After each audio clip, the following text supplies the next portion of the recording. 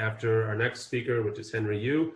Henry is the president of the Hong Kong Association of Atlanta, very active branch of the Hong Kong Associations.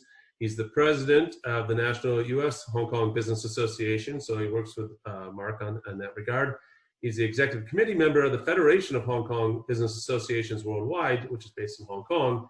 And he's going to be talking about business cooperation, educational initiatives to promote inclusion and diversity in Atlanta. Henry, are you ready?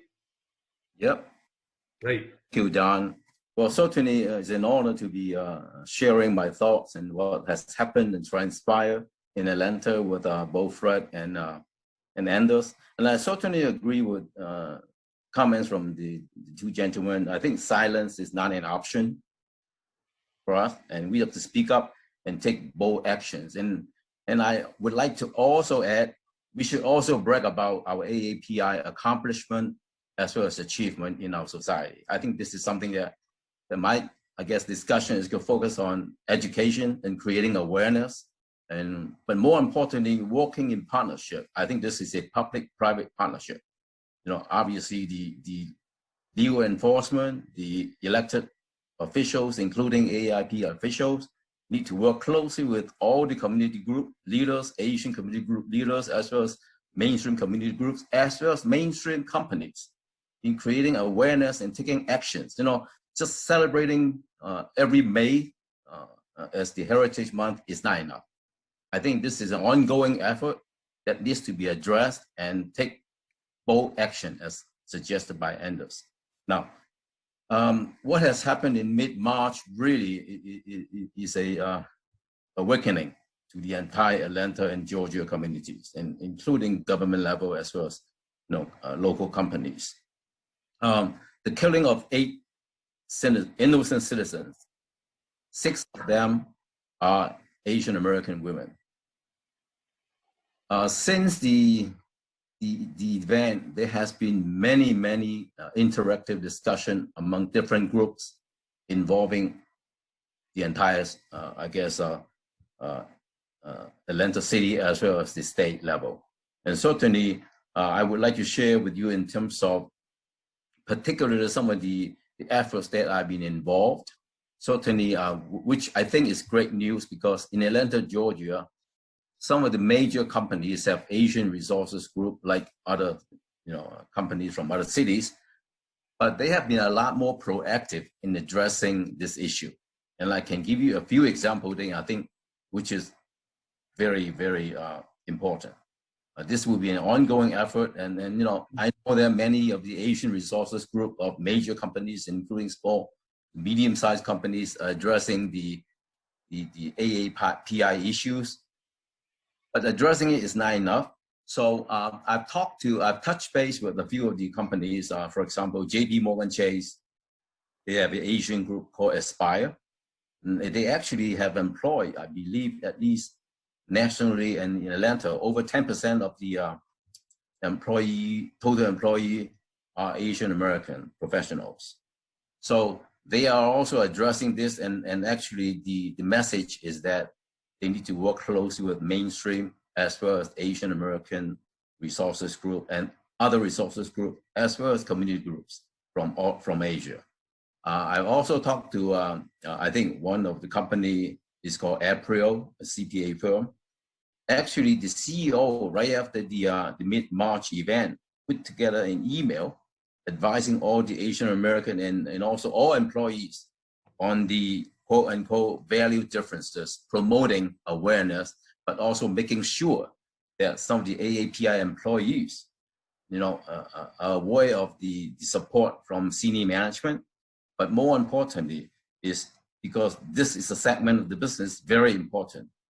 I can share with you others, such as Home Depot, Coca-Cola, Delta, and you name it, and including even a law firm such as Smith, Gambria, and Russell. So I think now we're getting the attention. And after all, I think from the discussion with all those Asian Resources employees, as well as some of this senior management team, they recognize this is a very important business segment of the business, AAPI. So right now, they are willing to really proactively address it and take action.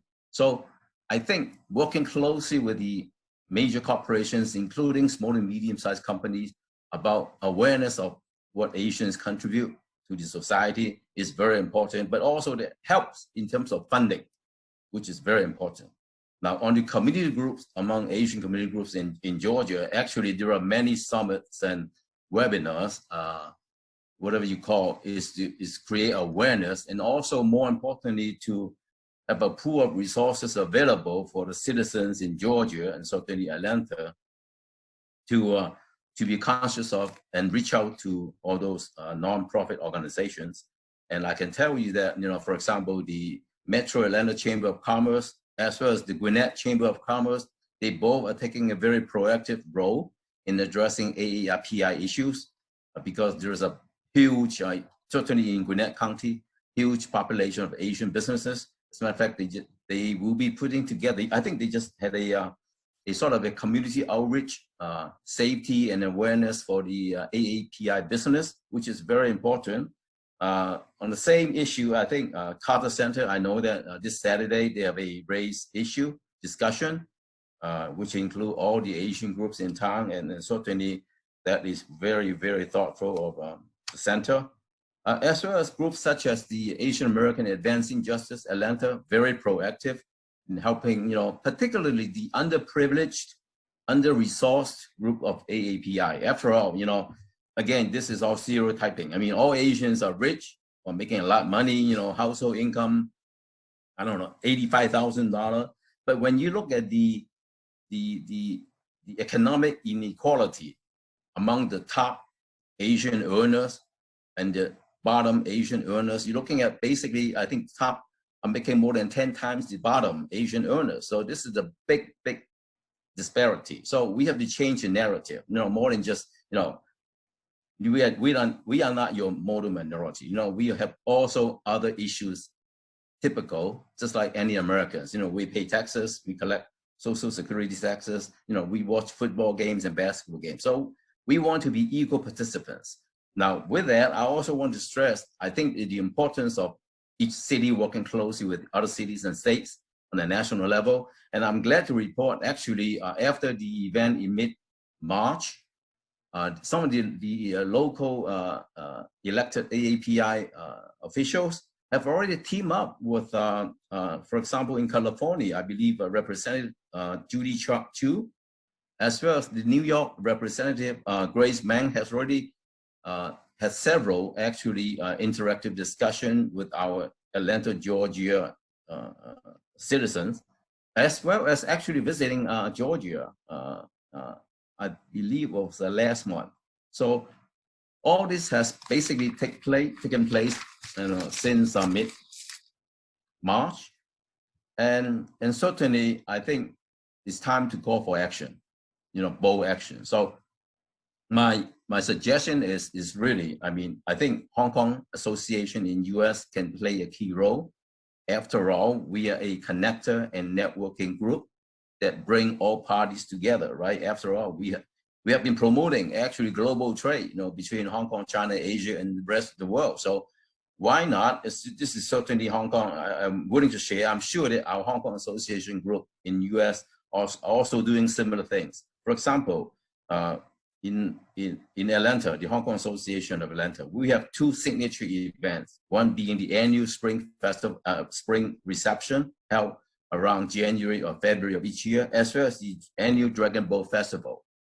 And I've already talked to some of our board members that we will be aggressively addressing using those two events to promote, to increase press coverage, to include major corporations, Asian Resources Group, but more importantly, to promote, to convey to our citizens in Georgia that, Hong Kong could be your connector and conduit on the AAPI issues, whether it's cultural, business, or educational. I guess those are my comments, and I do welcome suggestions and questions from Don and our audience.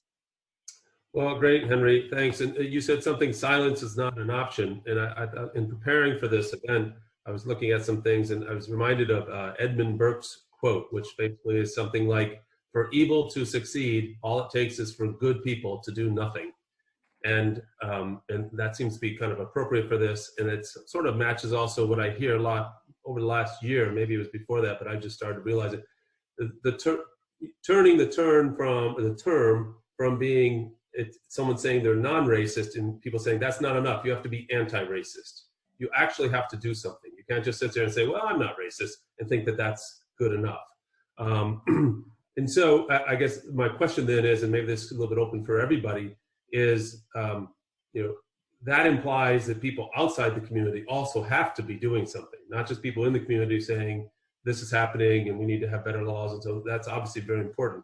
Do you see that happening? Do you get response from that, from outside the community, when you're asking people to be actively anti-racist or to do something and not do nothing? Whether it's from government or from businesses or individuals or organizations? I guess my comment is, all life matters. And certainly for, at least from talking to major companies, I think they are taking this very seriously, not just the AAPI segment of the business, or at least AAPI employees. It goes to all employees. So as a matter of fact, I think this is something that I will be actively involved with the Metro Atlanta Chamber of Commerce. We will have our first sort of roundtable discussion. These are some of the actionable items that we will hopefully implement, or at least make an effort to address and work on that. Is on a quarterly basis, all the Asian resources group of the major company will get together, and then to address hate crime, not just AAPI, but obviously the AAPI is important, as well as some of the Black communities and other minority groups.